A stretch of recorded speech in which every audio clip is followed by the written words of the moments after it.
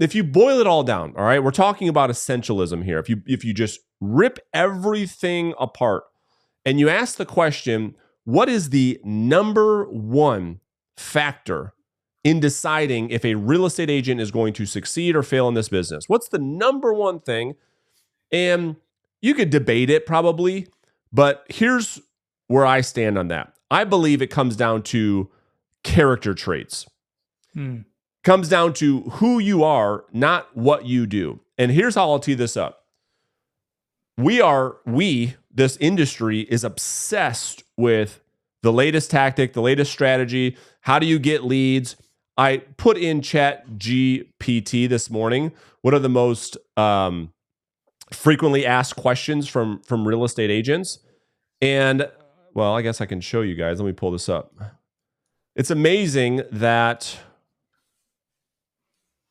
Let's see if I can pull this up. Let's see. Oh, there we go. Okay. So...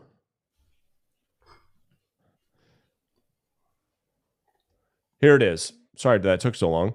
But number one was lack of, or you know what? Hold on. Let me go back up. Where did I even go? Frequently asked. Okay. How do I generate leads? Right. That's the number one question that this industry has that we are absolutely obsessed with. That's all people talk about is lead generation this, lead generation that. However, I think every single person would agree with what I'm about to say, and that is this. There is a real estate agent in every single market across the country, across the globe, that is succeeding in every tactic or strategy you can think of. Now, how can that be true? What is the common denominator? Colton, you talk about it all the time, like, or what's the variable? Well, the variable isn't the tactic. It isn't that open houses works better than outbound prospecting, or working by referral only is better than buying internet leads, or door knocking is better than direct mail. No, not all of it works. And we can prove it. There's an agent in every market that's succeeding in all of those tactics or strategies. So then what is it? It's character traits. Because here's the thing, gentlemen, and I think you guys appreciate that for this. us, Brandon. Yeah, I will. The reason this prompted me to talk about this on today's episode is we just got done doing an 8-week YouTube agent workshop for the agents in our coaching community. And it's the first time we're starting to teach them some inbound marketing stuff. And lo and behold, the exact same challenges that they were faced with direct outbound did not get solved through this tactic like they thought it was. Because on one hand, Ben, you've got an agent says, well, I'm uncomfortable making outbound calls. The same agent saying, well, I'm uncomfortable getting my rear end behind this camera and hitting record. Well, then it comes down to character traits. Do you have the discipline, the focus to push through the pain anyways? Do you have, is it your character to stay consistent?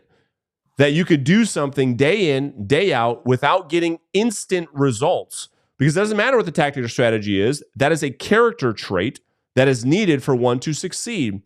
And so when I say character traits, Ben, that's what I mean. It's the intangibles that are driving the results. It isn't what we do. It's who we are that decides if the person's going to win or not. That's my thoughts on it anyway. I love that. You guys have absolutely no thoughts on that whatsoever. I was going to let Ben go. I've got lots of thoughts. Go for it, Ben. My mind is just spinning. I mean, you look at people that switch industries, and that's why people succeed in one industry and the other, right? It's because it's not the vehicle, right, that's getting them there. It's who they are, right? It's everything from the actions, right? I had, I've heard Alex Hormozy talk about the ladder, right? You've got character traits, right? And being a huge part of it. And if you're lacking in anything, whether it's skills, character traits, and remind me what the third one is. Beliefs. I have it written down. Beliefs. Say it again. Beliefs. Yeah, beliefs. Thank you. Like any one of those, wherever you're at, you're going to really lag, right? And character traits is often the biggest one. We get so stuck, like you're talking about, on the what, the skills, the what. And we leave out the fact that if you don't show up, it doesn't even matter how good I don't you know are what at to do. something. I don't know what to do. I don't know. This what to do fallacy is the thing that gets in the way of most real estate agents going out there and actually building a big business. Because here's a question that I was challenged with that my coach, Steve Chandler brought up, and it's so good. I love this. This is the, I don't know what or I don't know how to do it fallacy. He says, ask this question instead. Instead of saying, I don't know what to do or I don't know how to do it, ask this or say this or think about this rather. If you had to do it, meaning if you had to get a listing, this month and it was life or death, what would you do? And then people start to come up with this whole list of things. It's like, wait a minute, I thought you didn't know what to do. I thought you didn't know how to do this. You know exactly what to do, but it's the fact of you're just not doing it. And that is a character trait thing. It isn't a tactic or a strategy thing.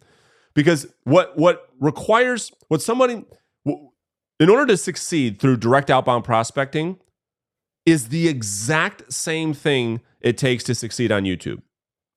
It's the exact same thing to succeed door knocking, direct mail, working referral partners, building a brokerage, building a team, recruiting, being a financial planner. It's all the same. But people have a tough time looking in the mirror. When they look out, all they see is windows, just finger pointing. And Colin, you and I talk about that a lot. Well, let's talk about how did this even happen? How did your character traits even become your character traits? And so the reason I believe the fact of what you just said is true is because it's as if I'm looking for a prop. I don't have one. It's as if your character traits are a pair of glasses.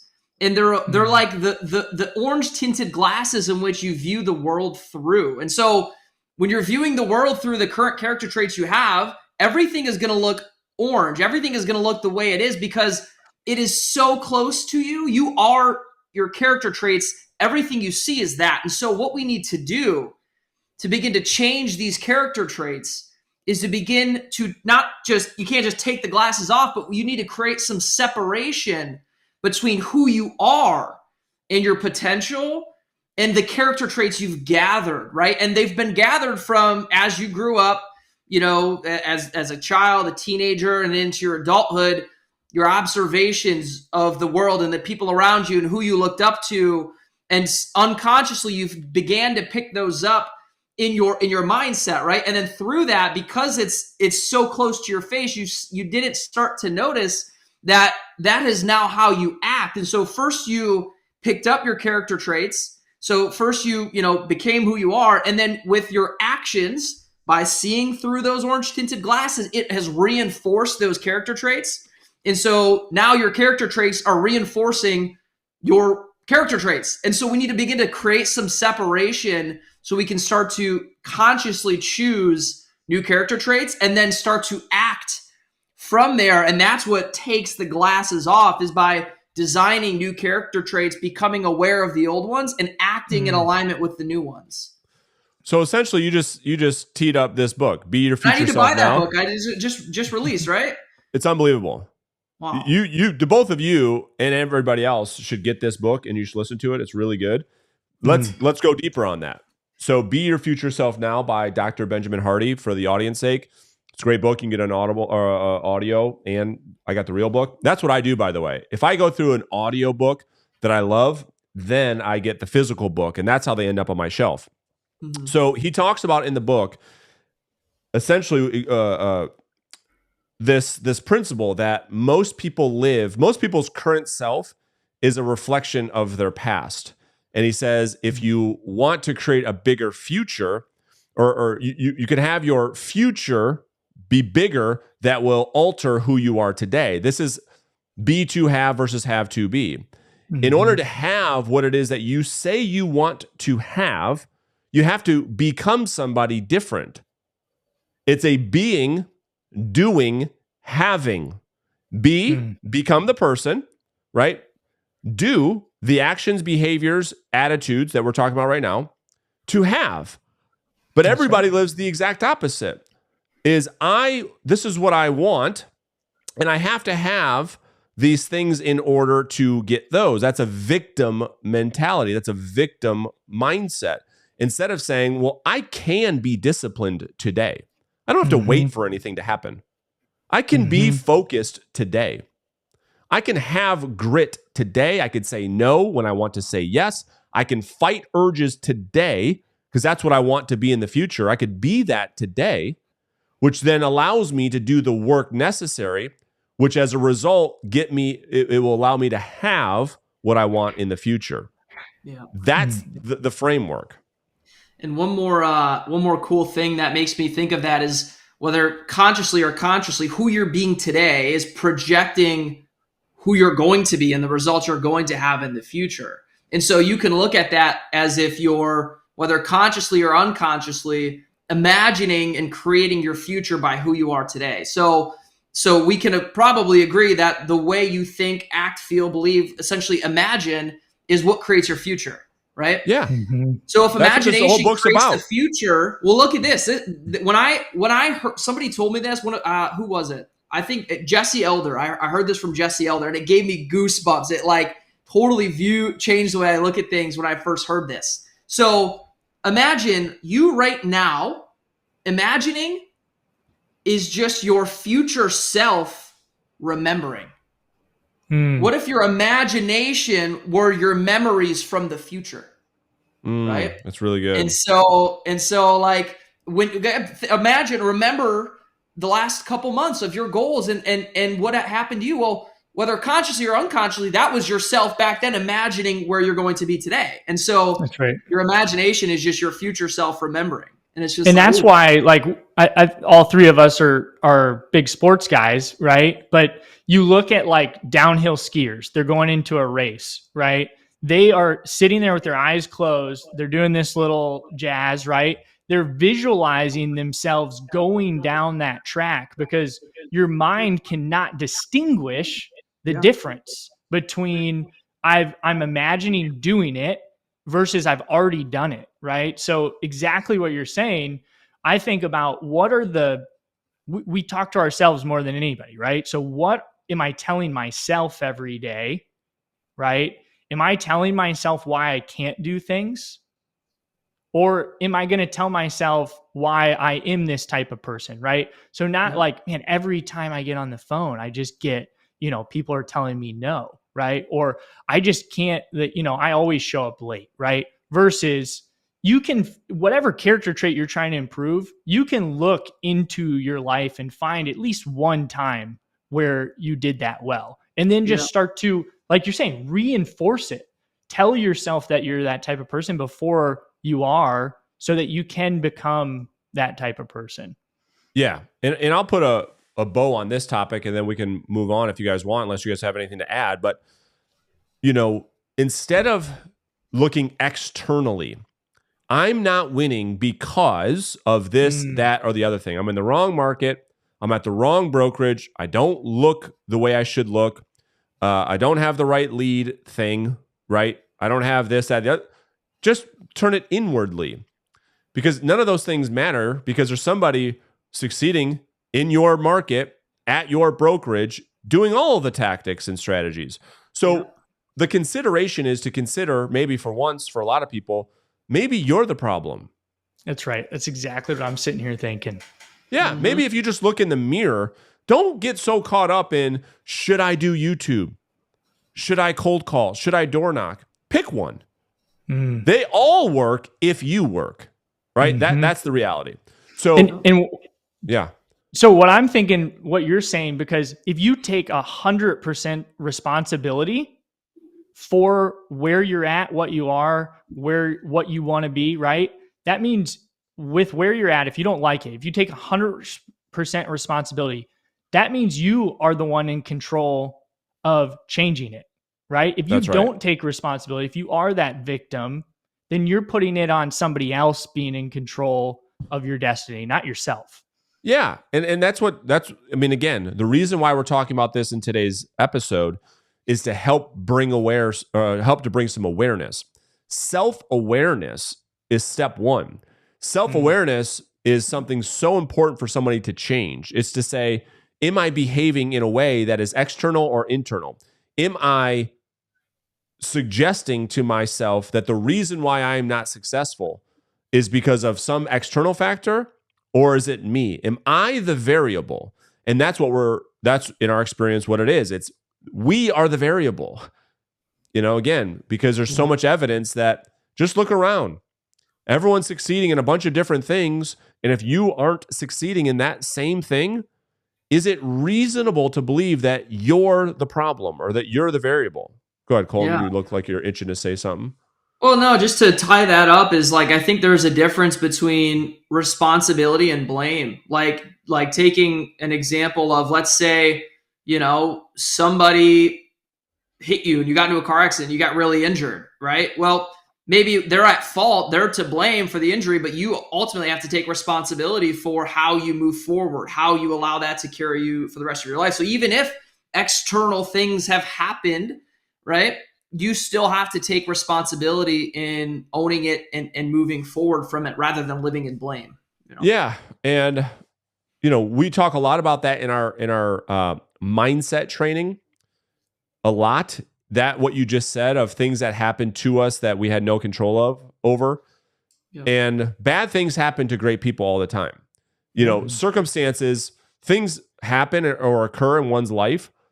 And there are plenty of examples of people that have had terrible things happen to them. And as a result, they do great things. Plenty of examples. As many or maybe even more that, and I just posted something on my Twitter yesterday. I get the question all the time is, it's like, well, why do you work so much? Why do you work so hard? Why are you always working? I don't know if you guys saw this or not. Yeah, but I responded with, and I'll just read it just because I don't want to mess it up. But I just said, so after working with my therapist, and this is real, I finally have an honest answer to that question. And I said, it's not healthy, but I'm trying to heal from the pain of growing up in poverty. Success is the only medicine that makes me feel better, right? And so that's like night and day difference for my brother. Same upbringing, same exposure, same everything, totally night and day different results. Yep. So what, I mean, if I can, I'll share have you heard the Chinese farmer story? Yes. No, tell me. Now I'm excited. So exactly what you're saying, right? You are in control whether something's good or bad, right? So Chinese farmer had a horse and it ran away, right? And this guy comes to him and he's like, "Oh, I'm so sorry. This is such bad news. Your horse ran away." And he said, "Bad news, good news, I don't know yet." Right? We'll see. Okay. So good. 2 days later, the horse comes back and it brings 3 more with it. Okay. They're like, "Oh my gosh, this is such good news." He goes, "Good news, bad news, I don't know. We'll see." Okay. So now his son is breaking the horse. Okay. So he's on the horse, he's training it. He falls off, breaks his back. Okay. Guy comes to him. He's like, "Oh man, I'm so sorry. This is such bad news." He said, "Bad news, good news, I don't know. We'll see." Okay. They go to war. They come to his door, right? And they knock on it. And they say, "We're taking everybody's sons to war. Your son is injured. He can't go." Somebody comes to him. "What great news," right? He goes, "Bad news, good news, I don't know. We'll see." Right. So the point is, it goes on. And we don't know if the fact that we just lost this listing is good news or bad news yet. Right. We have to see. We don't have that perspective. So if we go into it and we're constantly trying to prove to ourselves based on past experience, current experience, whatever, that this is a really good thing, bad thing, then we will justify why that is. But if we go into it with more of these character traits of, I'm going to keep moving forward and we'll see how this shakes out, I think we all end up in a much, much better spot. They're just circumstances. Well said. That for the audience, that will be cut up into an Instagram reel, just so you guys know. Good job, Ben. That's some fire content. And the thing is, what that reminded me of is like binary thinking, like all or nothing thinking, black or white thinking. And like, it reminded me of the fact, like in our world of sales, right? That yes lives in the land of no. It's unbelievable because people just want they want to make a sale, but they don't want the rejection. And it's like, you can't have one without the other. They come you can't have as a night package. without day. Yeah. You cannot. You can't have good without bad. You can't have night without day, because you're right. Like if it was sunny or if it was raining every single day, call it a thunderstorm every day, that's all you knew. You wouldn't say today's a bad day or a good day. It's just another day, to your point. Yeah. Nope. So good. Absolutely. All right, let's move on. I think we beat this to death, and hopefully people get it. Just take some responsibility, put in the work. But yeah, Ben, what do you got?